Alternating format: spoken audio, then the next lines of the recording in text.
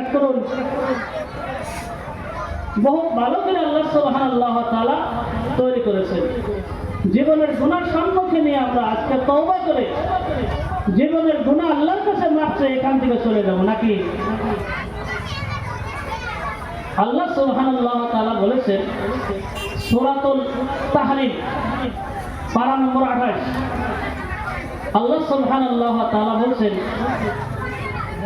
বিসমিল্লাহির রহমানির রহিম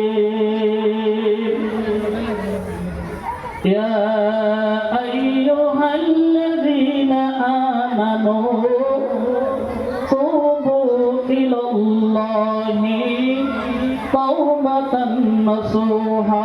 একটু জোরে সুবহানাল্লাহ বলুন, আরো জোরে। আমার বন্ধুগণ, আল্লাহ সুবহানাল্লাহু ওয়া তাআলা পবিত্র কোরআনে কারিমের মধ্যে বলেন, বান্দারে মানুষ অনেক গুনাহ করেছে, অনেক নাফরমানি করেছে বন্ধু। আল্লাহ পরওয়ারদিগার আলম বলেন, হে ঈমানদার বান্দাগণ, হে বিশ্বাসী বান্দাগণ, আল্লাহর প্রতি যদি তোমরা তওবা করে যদি আল্লাহর কাছে বলো, আল্লাহ জীবনে বহুত অন্যায় করেছি রে মাবুদ, জীবনে বহুত নাফরমানি করেছি রে আল্লাহ, জীবনে বহুত অন্যায় করে ফেলেছি রে মালিক, আল্লাহ তুমি আমাদেরকে মাফ করে দাও।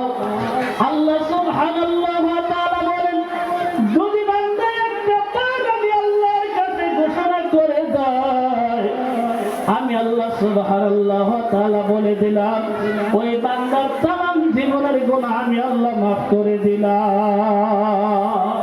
সুবহানাল্লাহ বলেন, গুনাহ আল্লাহ মাফ করে দিব। আল্লাহ কোথায় বলেছে? কোরআনুল কারীমের মধ্যে আল্লাহ সুবহানাল্লাহু ওয়া তাআলা বর্ণনা করেছেন গুনাহ মাফ করে। আমার বন্ধুগণ, গুনার সাগরের মধ্যে আমরা হাবুডুবু করে রে বন্ধুগণ। সাহাবায়ে কেরামের সময় সাহাবায়ে কেরাম বিশ্বনবী সাল্লাল্লাহু আলাইহি ওয়াসাল্লামের কাছে আসেন, হুজুর অনেক গুনাহ করেছি, অনেক অন্যায় করেছি রে মালিক, আমার গুনাহ আল্লাহ সুবহানাল্লাহু ওয়া তাআলা মাফ করবে নাকি? আল্লাহর নবী বলেন, যত গুনাহ তোমরা করেছো আমি আল্লাহ রাব্বুল আলামিন ঘোষণা করে দিয়েছি। আল্লাহর নবী সাল্লাল্লাহু আলাইহি ওয়াসাল্লামের কাছে যে সাহাবায়ে কেরাম আল্লাহ রাসূলের হাতে কলেমাটা পড়ে মুসলমান হয়ে গিয়েছিল রে বন্ধু, আল্লাহ পাক সন্তুষ্ট হয়ে ওই বান্দার তামাম জীবনের গুনাহ আল্লাহ রাব্বুল আলামিন মাফ করে দিয়েছে। কি কথা নাই? দুনিয়ার মধ্যে ইসলামিক আল্লাহ নবী সাল্লাল্লাহু আলাইহি ওয়াসাল্লাম,